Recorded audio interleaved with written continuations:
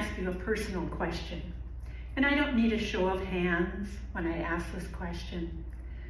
But I'm wondering, have any of you ever had a moment in time that changed your world forever?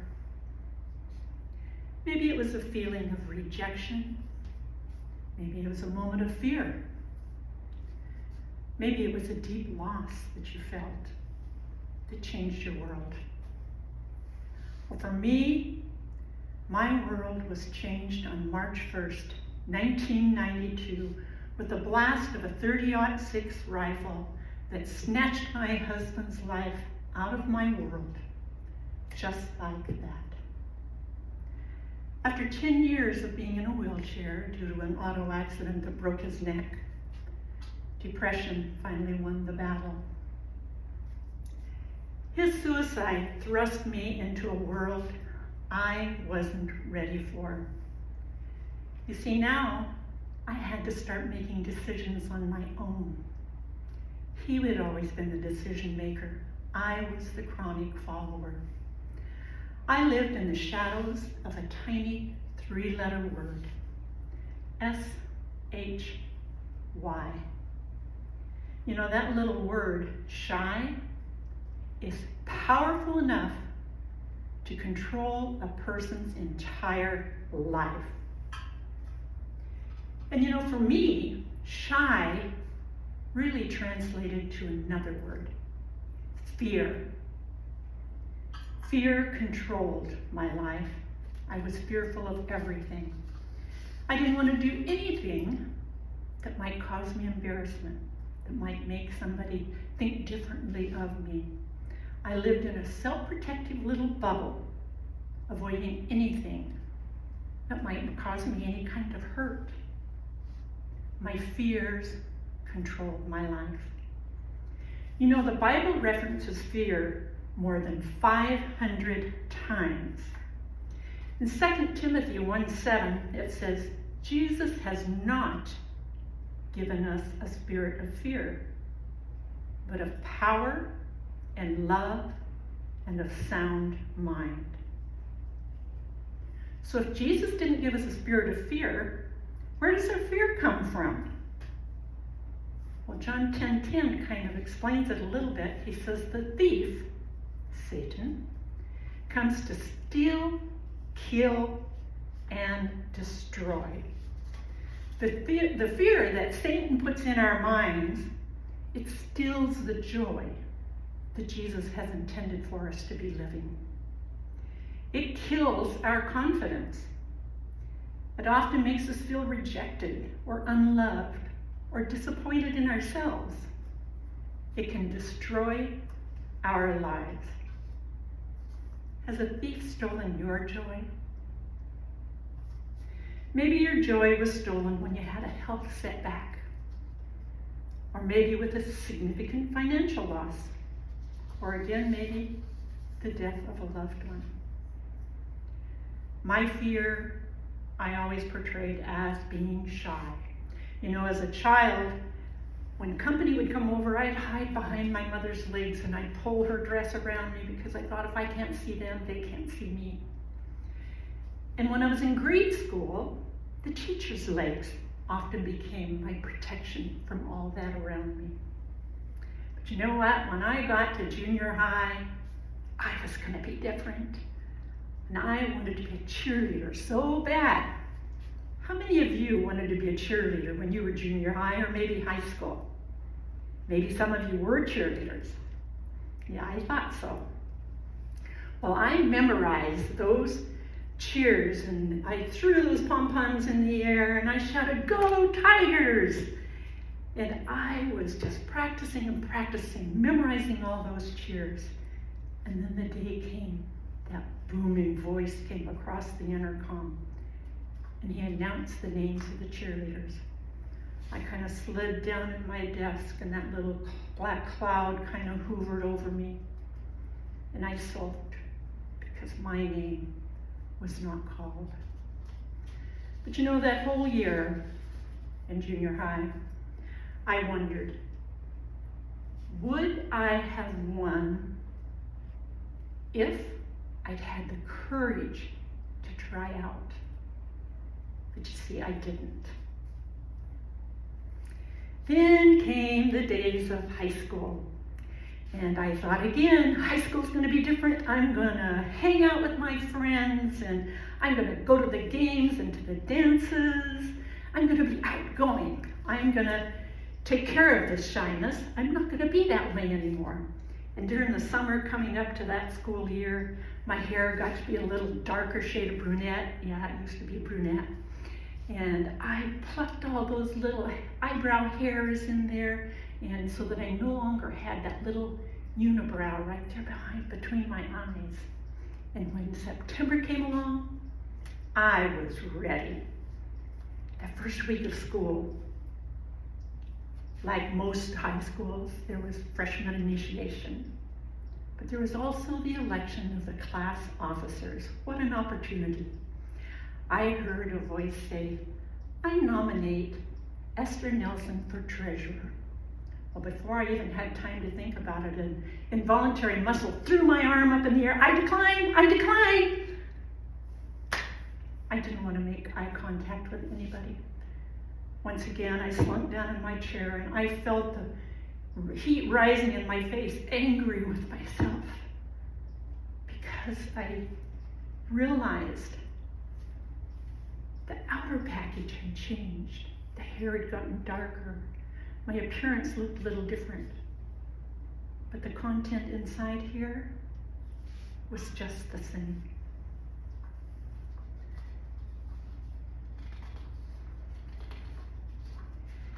You know, we often want to be what we can't be. And we avoid the things that we probably shouldn't avoid. You know, I read a quote in the Reader's Digest that I've remembered so well over the years because it described my life. And it said, "When opportunity knocked at my door, by the time I unlatched that chain, I pulled back the bolt and I opened the door, it was gone." I'd missed many opportunities throughout my life, simply because I hesitated too long at the door. Or I declined to even open that door at all. Fear. F-E-A-R. That's a fearful word. And it can be described as false evidence appearing real. I'd stirred up a lot of false evidence up here by the time my teen years came along. You know, when I was starting high school, I had a dream of becoming a nurse, and when I shared that goal with my mother, I remember her words. She said, "Don't set your goals so high, Esther, that you're disappointed when you don't reach them." I'm sure she meant those words to protect me. But to me, my little teenage mind translated it as, "You'll never reach your goals, Esther." That reaffirmed my fears, that I didn't measure up to other people. I was just a redneck country girl, and that's all there was to it. I quickly learned to never set goals. I lived day by day in my protective little bubble, avoiding all risks of failure, rejection, or embarrassment. But it also avoided having a lot of fun in my life. Did you know that everything we do, whether it's good or bad or indifferent, it sends a wave rolling out of sight to a place we may never see or feel? But that one gesture, such as my mother's comment, may change someone's life forever. My mother's well-meaning words led me to believe that I will never excel in life. In high school, there was a teenage boy who was talking to me, and he just kept staring at me, you know, as I'm talking. And finally, it made me feel kind of creepy, and I said, "What?" And he says, "I just realized you have buck teeth." I cringed and I held back the tears, and I made a beeline to that door. By the time I reached the bathroom, I was sobbing. I looked closely in the mirror and I thought, I didn't know I had buck teeth. Now I know. His words were stored up here just like my mother's. Well, my growing list of false evidence was getting larger and larger. I became self-conscious of my smile or my laugh, and every time I'd smile or laugh, I'd cover my mouth because I didn't want anybody to see it. It made it hard for me to even do a belly laugh and have so much fun like most people do. In spite of my shyness, at the age of 20, I did get married. And you know what I married? I married a wonderful man who was totally opposite than me. He was outgoing, he was outspoken. There were the things that I admired in him. He was a leader, a decision maker. All I had to do was simply follow. When he died, I had to face those fears head on, all on my own. I had to learn to let go of the false evidence up here that Satan used to keep me hostage in those shadows. You know, Proverbs 12:25 says, anxiety, fear in my case, weighs down a man's heart, but a kind word lifts it up. Our words can be destructive. They can destroy a person. But you know what? Our words can also heal a person just as much. It was more than 30 years that I hid my smile. Every time that I laugh, I couldn't even giggle without putting my hand over my mouth.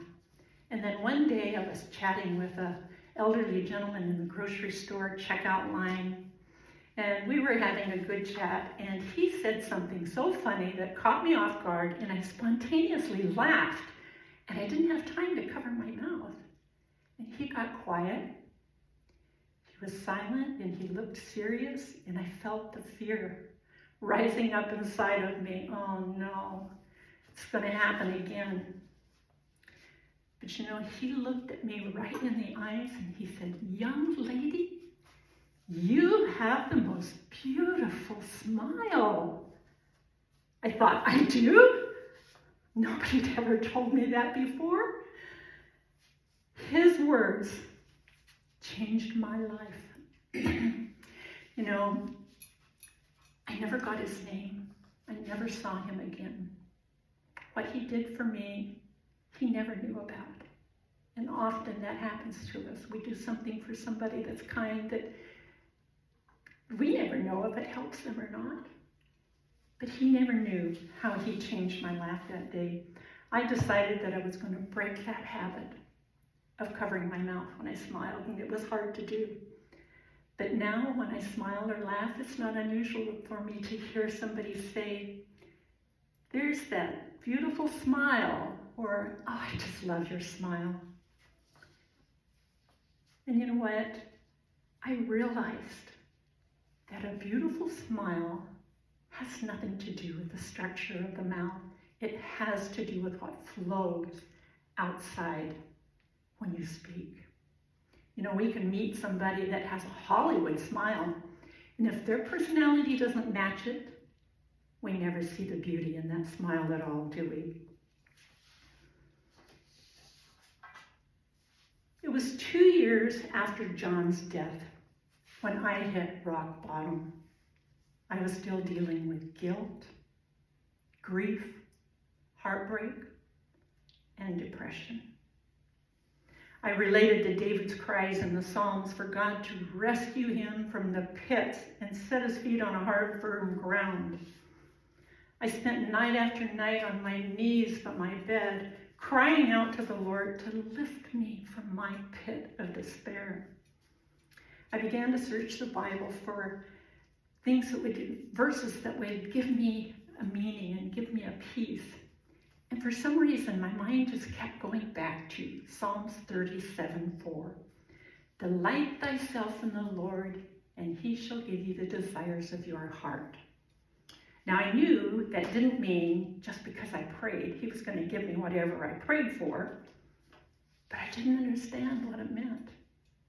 And one night I was crying, sobbing next to my bed, and my thoughts came back to that verse again. And I cried out almost in anger, why do I keep coming back to that verse? Because I don't even know what it means. You know what?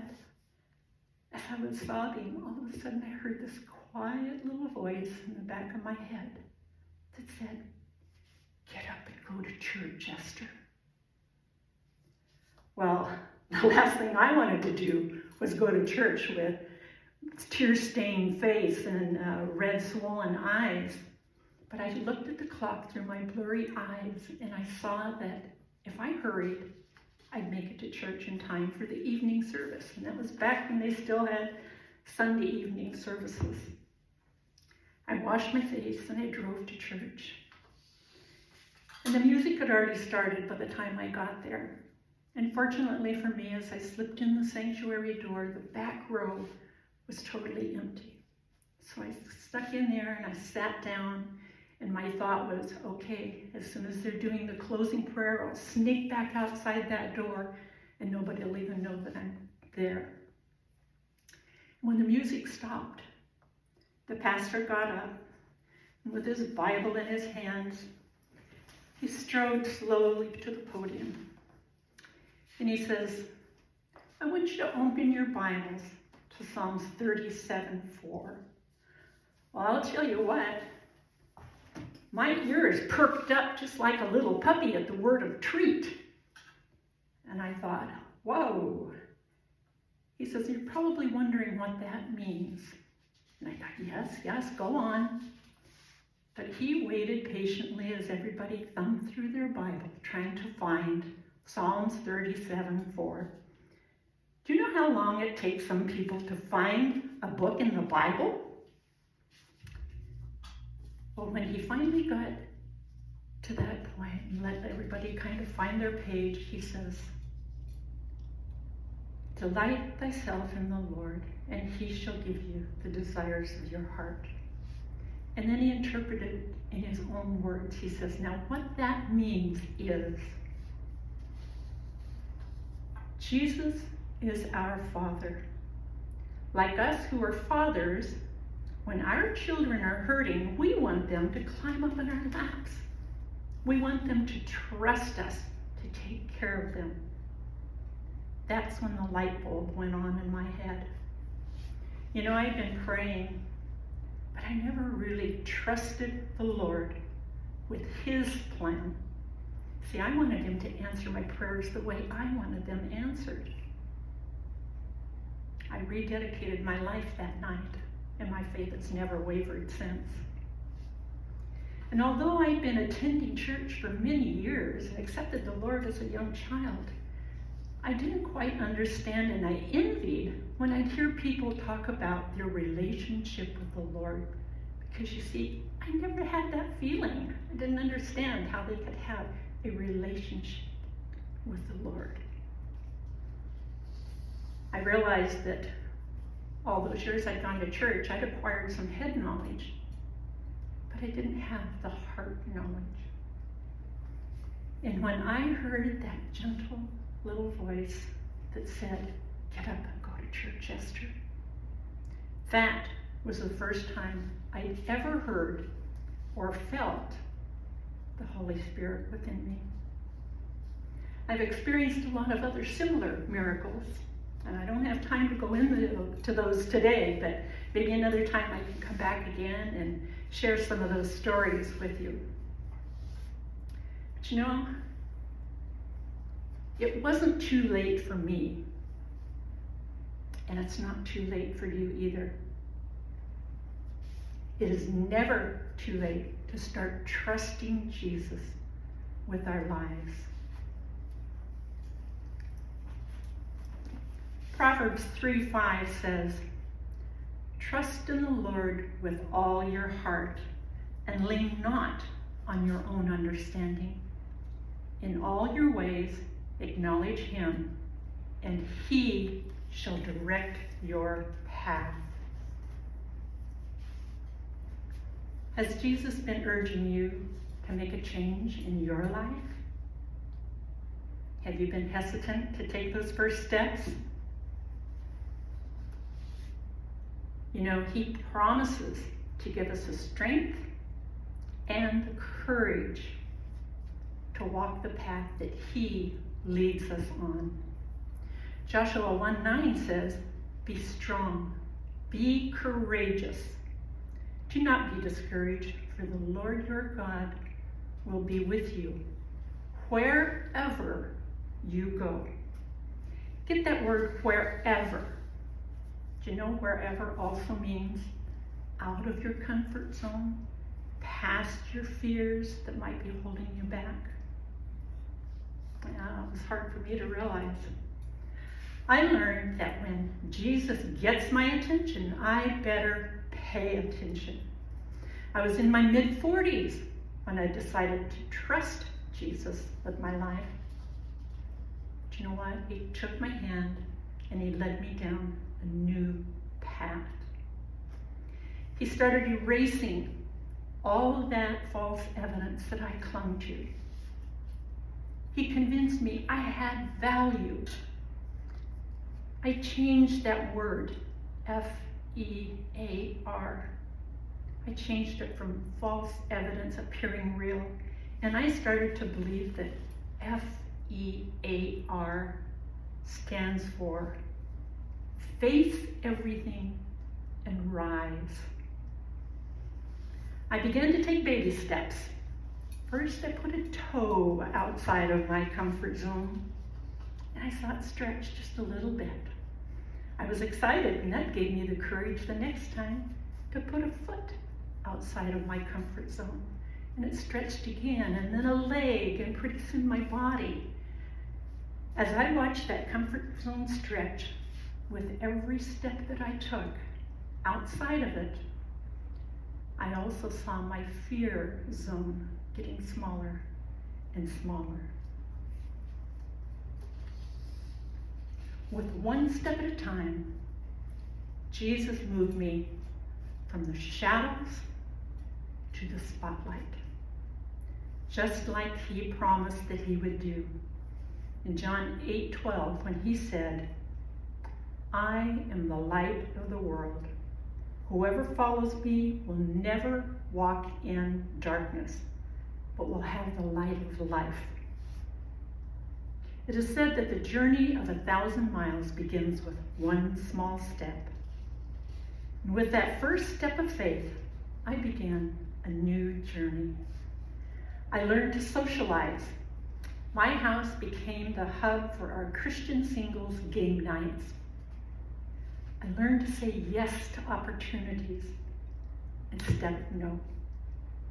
I learned that courage is not a personality trait by any means, but it's a skill set to be practiced. I learned not to continually compare myself to others. And I learned that my mistakes were lessons. They were not a life sentence. I also learned that confidence doesn't happen overnight, that it takes time and discipline. And I learned that quitting would get me nowhere. And with one step at a time, my confidence grew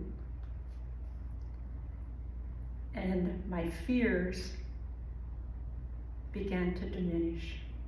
As I gained the confidence, I rose above my fears. I learned to rise above the feelings of the hurt and the rejection that I often felt. I learned to rise above those lies that said, "You are not worthy." And also, as my confidence grew, I reached a point of contentment in my life. Are you content with your life? Or do you know that Jesus is asking you to step out and you're putting that on the back burner for another day? To be content doesn't mean you don't desire more. It means you're thankful for what you have and patient for what's to come. Once I reached that stage of contentment, I was happy right where I was. Jesus wasn't happy with me staying there. He led me on yet another path. He brought the love of my life into my world. Oh, he's not perfect, but he's perfect for me. I retired and we got married in our 60s. Believe me, it's never too late to trust Jesus to make a change in your life.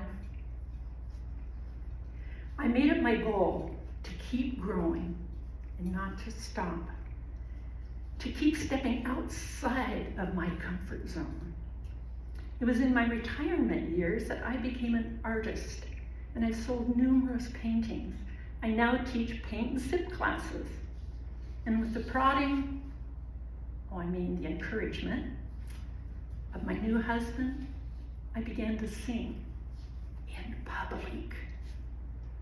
Who would have ever thought that shy little docile girl would ever become an artist or would ever sing in public?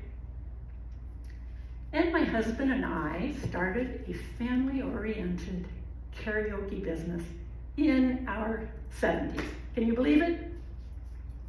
I founded a Songs of Faith and Hope benefit concert with the proceeds going to benefit foster children. And at the encouragement of my husband, I became an author. I published my story of transformation in my book. You were shy, and that is, you were shy from the shadows to the spotlight.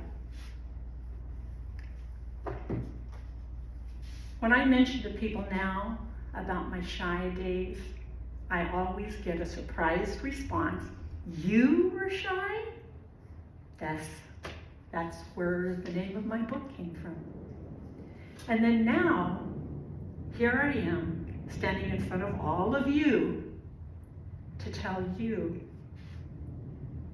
that it's never too late to make a change in your life, to set new goals, to dream big dreams, and to begin stretching that comfort zone and step past any challenges that might be holding you back. It's never too late to step out of your shadows and into the light. Jesus is not going to take your hand and drag you out of those shadows. He wants you to take those first steps of faith. Take those first steps of faith and you'll start seeing that you can live in the world that maybe you secretly dreamed about. Remember Joshua 1:9 that says, be strong, be courageous, do not be discouraged, for the Lord your God will be with you wherever you go. Let him help you with your FEAR. Let him help you face everything and rise. I'm going to pray over you and let you go out of here thinking about those first steps that you might take in faith. But first, I'm going to tell you, my life was a mess. My fears of what others might think nearly suffocated me. I wanted so much to join in. Then, after my husband's death, I was nearly dying with guilt and grief.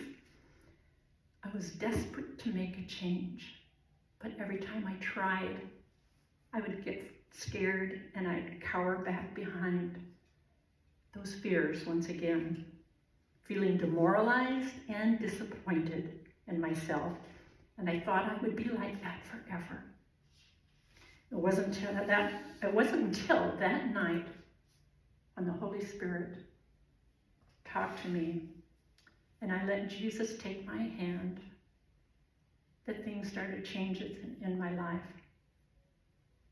It was actually after I published my book and I reread my book that I actually realized it was Jesus leading me every step of the way.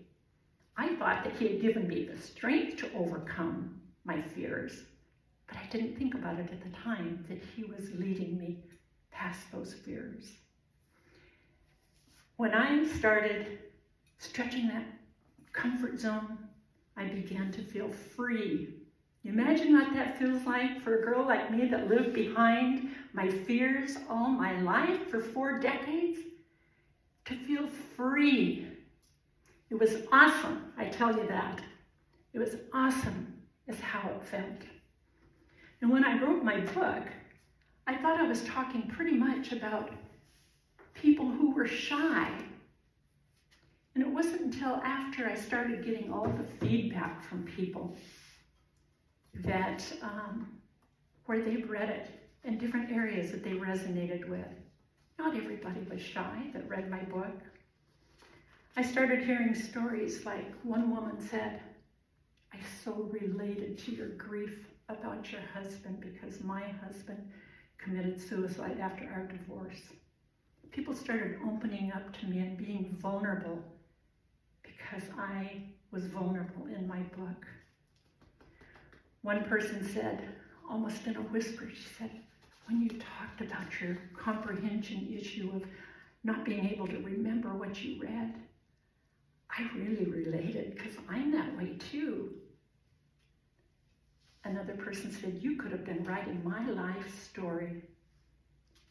And then another woman, this sweet lady who always came to our karaoke and she would sing with her sister, but never alone. She called me one day and she says, Esther, I just finished reading your book and you've inspired me.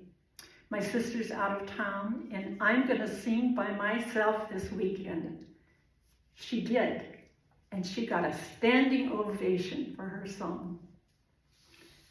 I also had one lady who came and bought my book, and after she read it, she came knocking on my door again, and she bought 5 more books. She says, I have people in my life that need to hear your story. I realized that there's so much more in that book than overcoming shyness. And I was so blessed to see how people really did relate to that story. So Sean is in the back room over there by the table, my husband Sean, and he's got a table full of books.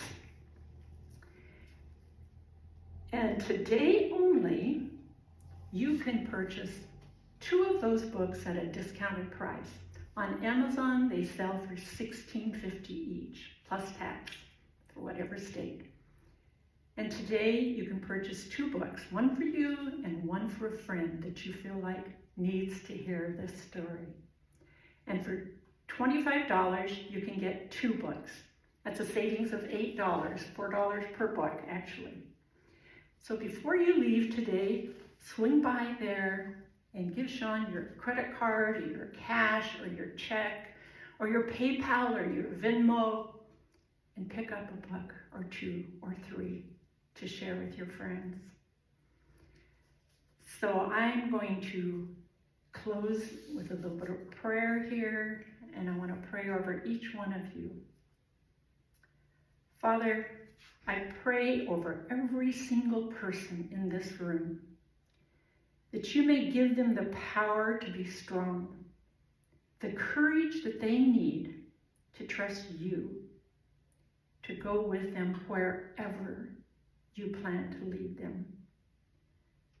May they escape the shadows, Lord, where Satan holds them hostage, and then learn to live in the light that you so freely give to us. Thank you for your love, for your grace, and for your mercy.